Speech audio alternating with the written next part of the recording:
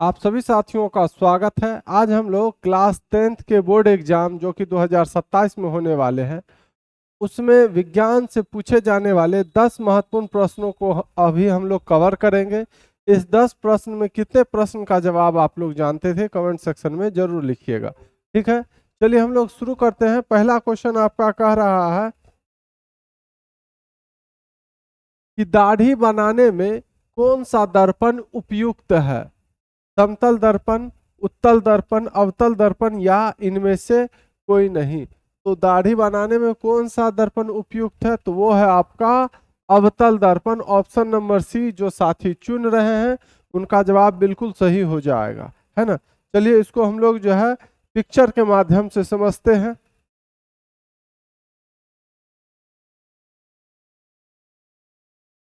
अवतल दर्पण जो है, जिसे अंग्रेजी में कॉनकेव मिरर भी कहते हैं, तो अवतल दर्पण क्या करता है? चेहरा को बड़ा और सीधा दिखाता है ना।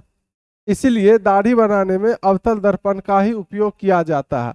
अब चेहरा को जब भी वह बड़ा दिखाएगा तो चेहरा पर जो बाल है वह भी बड़ा बड़ा दिखेगा, जिसके कारण हम आसानी से दाढ़ी बना सकते हैं, है ना। तो ध्यान रखिएगा, दाढ़ी बनाने में किस दर्पण का उपयोग किया जाता है? तो अवतल दर्पण का उपयोग किया जाता है। ठीक है, चलिए नेक्स्ट क्वेश्चन को अब हम लोग देखते हैं। ये रहा आपके सामने दूसरा सवाल। दूसरा सवाल आपका कह रहा है कि स्पेक्ट्रम में किस रंग की किरण का झुकाव जो होता है वह अधिक होता है? तो स्पेक्ट्रम में जो है टोटल 7 रंग होता है। बैजानी हो पिनाला, है ना, यानी बैगनी, हरा, जामुनी, पीला, नीला, है ना, ये सब होता है। तो स्पेक्ट्रम में किस रंग की किरण का झुकाव सबसे अधिक होता है? लाल रंग की किरण का झुकाव अधिक होता है, या हरा रंग का, या पीला रंग का, या बैगनी रंग का? तो स्पेक्ट्रम में जो है वह रंग जो सबसे अधिक झुकता है वह है आपका बैगनी रंग। कौन रंग?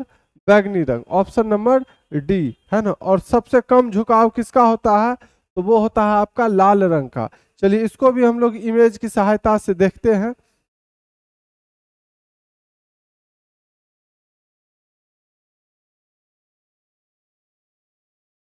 चलिए हम लोग प्रिज्म में श्वेत प्रकाश को जब गुजारते हैं तो इसमें से टोटल 7 रंग निकलता है। 1 2 3 4 5 6 7। कौन कौन? बैगनी, जामुनी, नीला, हरा, पीला, नारंगी और लाल। जिसमें सबसे अधिक झुकाव जो होता है वह बैगनी रंग का होता है, और सबसे कम झुकाव जो होता है वह लाल रंग का होता है। ठीक है, तो स्पेक्ट्रम में बैगनी रंग की किरण का झुकाव सबसे अधिक होता है, और लाल रंग की किरण का झुकाव जो होता है वह सबसे कम होता है। ये आप ध्यान में रखिएगा। ठीक है, चलिए 2 प्रश्न हो गया है। अब हम लोग तीसरा प्रश्न को देखेंगे।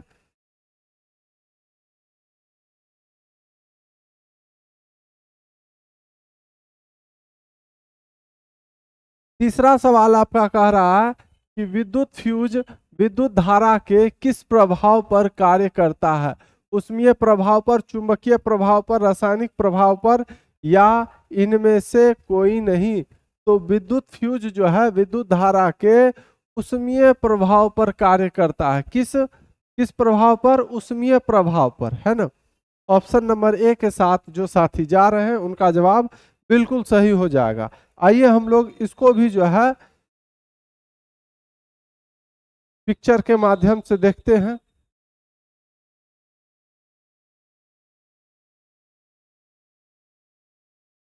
जब परिपथ में सुरक्षित सीमा से अधिक विद्युत धारा प्रवाहित होती है तो फ्यूज तार में अत्यधिक ऊष्मा उत्पन्न होती है। ये आपका परिपथ है, ये आपका फ्यूज तार है। इसमें जो है जब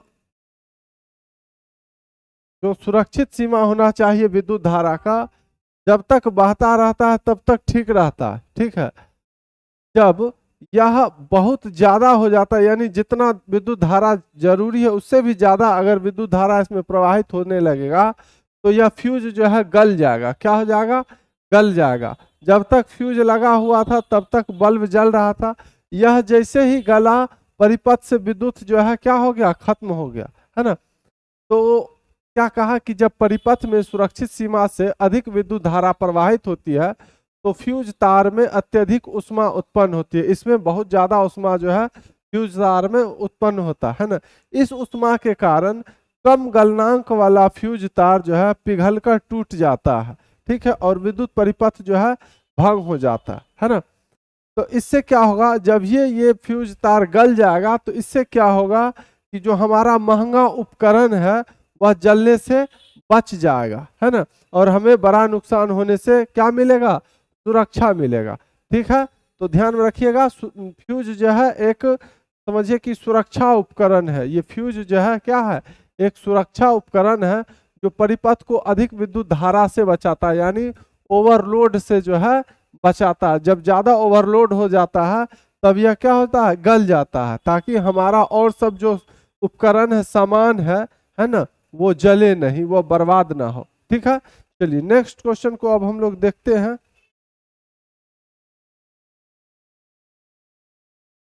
क्वेश्चन नंबर 4 ये रहा आपके सामने।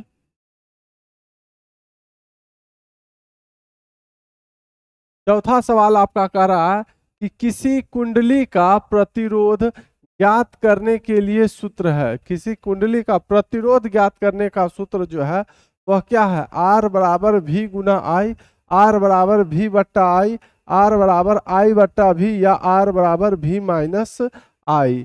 तो किसी कुंडली का प्रतिरोध ज्ञात करने का जो सूत्र है वह है R बराबर V बट्टा I। क्या है, R बराबर V बट्टा I, ऑप्शन नंबर बी, यही है इसका सूत्र, ठीक है। अब इसके सूत्र के पीछे का कारण देख लीजिए। यह सूत्र बना कहां से है, तो यह सूत्र जो है बना है यहां से।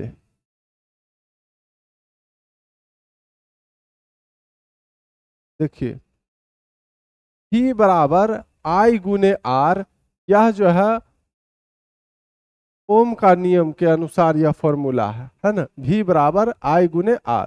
V जो है आपका विभवांतर होता है ना, जो वोल्ट में मापा जाता है।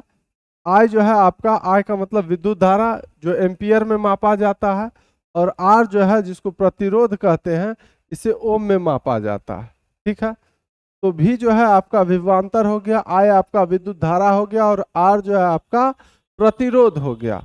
हमसे पूछा था प्रतिरोध बराबर यानी R बराबर, तो देखिए I जो है R से गुना हो रहा है। जब ये I बराबर किधर आएगा तो V के नीचे आएगा या नहीं। जैसे V है बराबर I गुने R है, अगर इधर R रखेंगे, I को उस पार फेंकेंगे तो I इधर आ जाएगा, और वो भी बट्टा के नीचे, और इधर क्या रह जाएगा, सिर्फ और सिर्फ R रह जाएगा, है ना, रहेगा या नहीं। तो R बराबर V बट्टा I, है ना। तो प्रतिरोध का मान ज्ञात करने के लिए क्या करते हैं हम लोग, विभवांतर में ये जो V है, विभवांतर में विद्युत धारा से भाग लगा देते हैं, है ना, यानी R बराबर V बट्टा I, ये आपका सही सूत्र हो जाएगा, ठीक है। चलिए अब यहीं पर आपसे पूछ देता विद्युत धारा बराबर क्या होगा। तो अब ये I का मान पूछ रहा है, तो ये R बराबर किधर आएगा, तो V बट्टा R हो जाएगा, है ना। चलिए अगला क्वेश्चन हम लोग देख लेते हैं। क्वेश्चन नंबर 5 ये रहा आपके सामने। पांचवा सवाल आपका कह रहा है कि डायनेमो से किस प्रकार की धारा प्राप्त होती है। दिष्ट धारा, प्रत्यावर्ती धारा, दोनों धाराएं, यानी दिष्ट धारा और प्रत्यावर्ती धारा दोनों धाराएं, या इनमें से कोई नहीं। तो डायनेमो से जो है ये किस प्रकार की धारा प्राप्त होती है, तो डायनेमो से जो है आपका ऑप्शन नंबर ए, दिष्ट धारा प्राप्त होती है। कैसा धारा प्राप्त होता है, दिष्ट धारा। इसको भी हम लोग इमेज के तहत समझते हैं, है ना।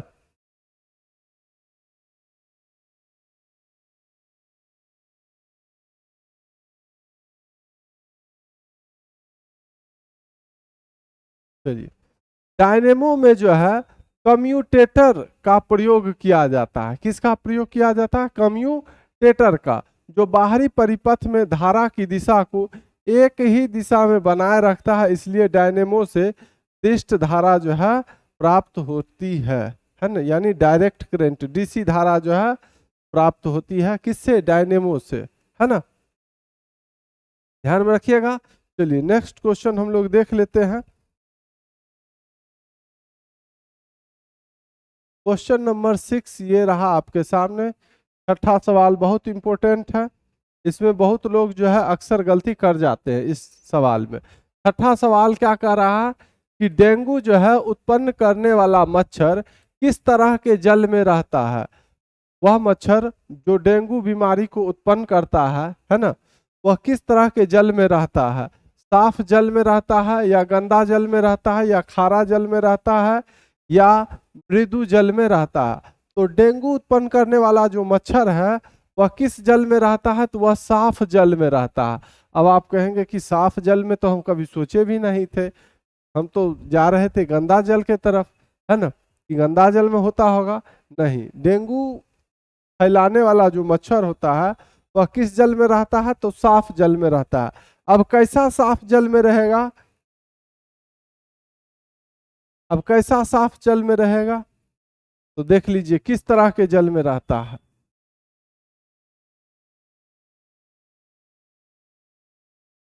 डेंगू उत्पन्न करने वाला मच्छर जिसको एडीज मच्छर कहते हैं, क्या कहते हैं, एडीज मच्छर, साफ जल में रहता है ना। डेंगू जो है डेंगू उत्पन्न करने वाला मच्छर जब हमको काटता तो हो जाता है डेंगू। अच्छा, वो रहता कहाँ कहाँ है, तो यह मच्छर जो है घरों के आसपास या घरों के अंदर जमा हुए साफ पानी, जैसे कूलर का पानी, गमला में काफी दिनों से जमा हुआ पानी है, या पुराने टायर में वर्षा हुआ उस टायर में पानी रह गया, है ना, या पानी की टंकी या बाल्टी, इस सब में क्या देता है, वह डेंगू मच्छर अंडा देता है इसी सब में। और अगर आप उस पानी को नहीं बदलते हैं तो उसमें मच्छर, डेंगू मच्छर जो है उत्पन्न होगा, है ना। कूलर के पानी में, गमला के पानी में, पुराने टायर के पानी में, पानी की टंकियों में, यानी इसमें पानी भरा हुआ है और इस टंकी का इस्तेमाल ही आप नहीं कर रहे हैं, बाल्टीन में पानी भर दिए ऐसे पड़ा हुआ है, इसमें से जो है पानी को मतलब इस पानी को आप फेंकते नहीं है, न इस बाल्टी का उपयोग कर रहे हैं, इस पर पानी भरा हुआ है, तो इस टाइप के पानी में जो है डेंगू मच्छर जो है अपना अंडा देता है साफ पानी में, और यहीं से जो है डेंगू मच्छर जो है पनपता। ठीक है, तो अब इसको रोकने के लिए क्या कर सकते हैं, तो इस सभी स्थानों पर जो जमा हुआ पानी है, साफ पानी, इसको नियमित रूप से क्या करते रहना है, हमको खाली करते रहना है और साफ रखना। ठीक है, ताकि डेंगू मच्छर के प्रजनन को रोका जा सके। ठीक, चलिए नेक्स्ट क्वेश्चन को अब हम लोग देखते हैं। क्वेश्चन नंबर 7 ये रहा आपके सामने, और टोटल 10 प्रश्न में कितने प्रश्न का जवाब आपका सही हुआ था, आप लोगों को कमेंट सेक्शन में जरूर बताना है। ठीक है,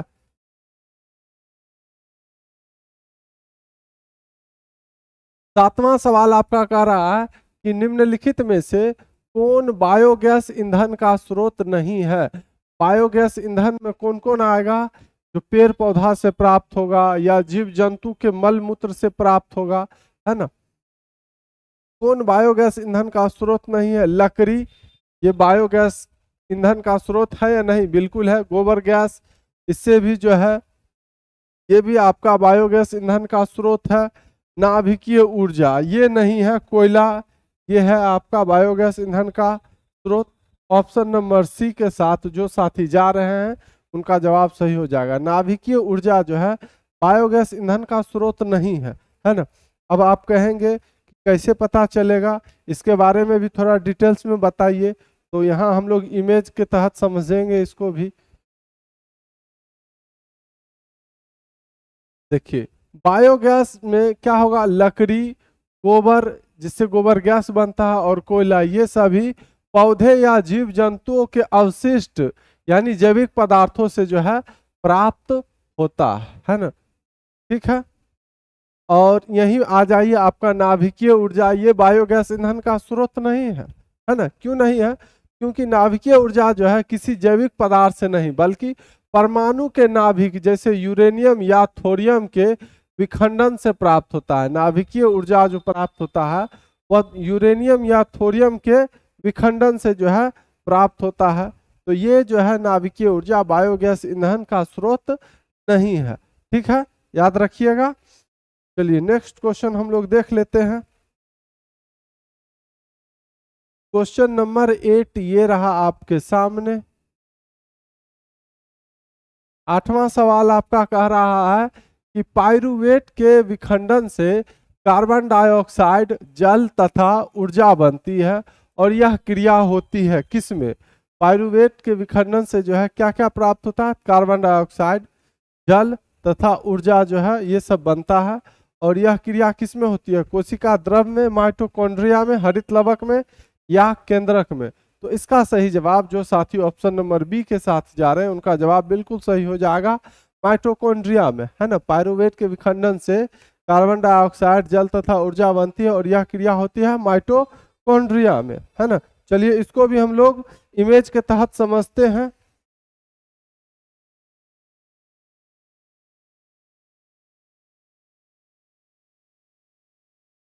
पाइरूवेट के विखंडन से जो है कार्बन डाइऑक्साइड जिसका फॉर्मूला है CO2, जल जिसका फॉर्मूला है H2O तथा ऊर्जा यानी ATP बनने की क्रिया माइटोकॉन्ड्रिया में होती है ना। किसमें होती है? माइटोकॉन्ड्रिया में। ये है आपका माइटोकॉन्ड्रिया का इमेज, ठीक है।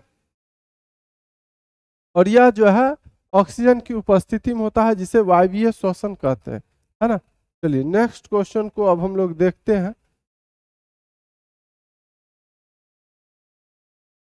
क्वेश्चन नंबर 9 ये रहा आपके सामने।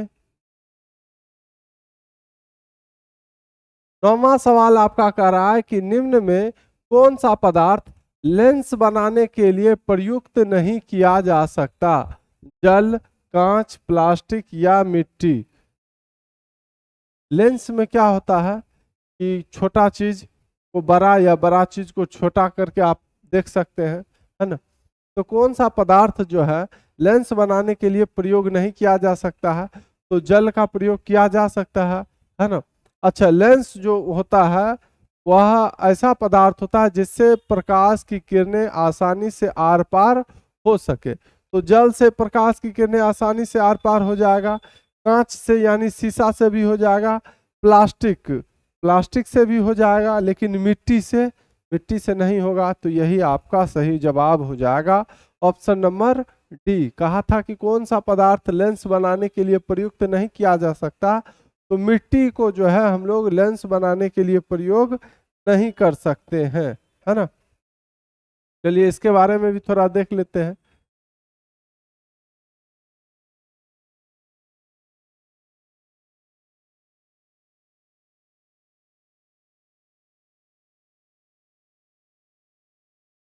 चलिए, पारदर्शी पदार्थ यानी जल, कांच और कुछ विशेष प्लास्टिक पारदर्शी होते हैं, यानी इनके आर पार प्रकाश की किरणें आसानी से गुजर सकती है, इसीलिए इनसे लेंस बनाया जा सकता है ना।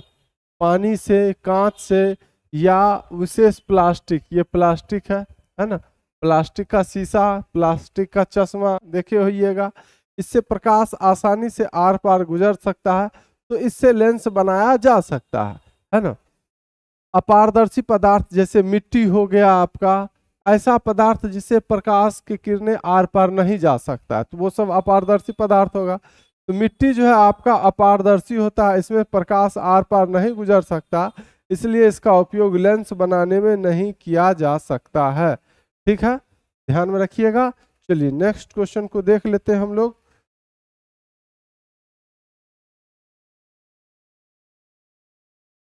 क्वेश्चन नंबर 10, आखिरी सवाल आज के सेशन का।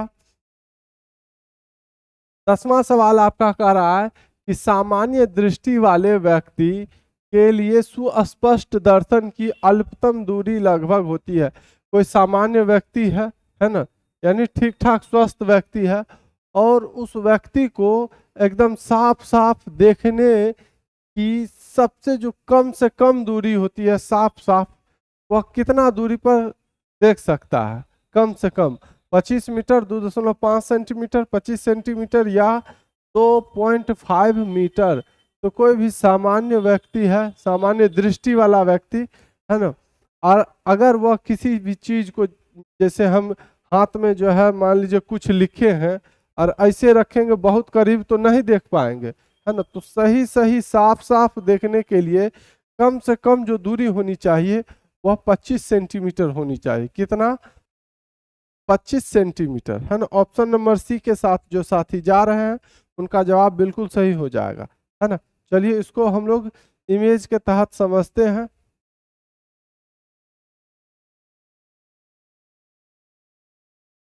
कह रहा है सामान्य आंख किसी वस्तु को लगभग 25 सेंटीमीटर या उससे अधिक दूरी पर स्पष्ट रूप से देख सकती है। कम से कम जो दूरी होनी चाहिए वो 25 सेंटीमीटर होना चाहिए। उससे आगे जितना दूरी होगा आसानी से तो उसको हम लोग देख ही लेते हैं, है ना। ठीक है, तो याद रखिएगा।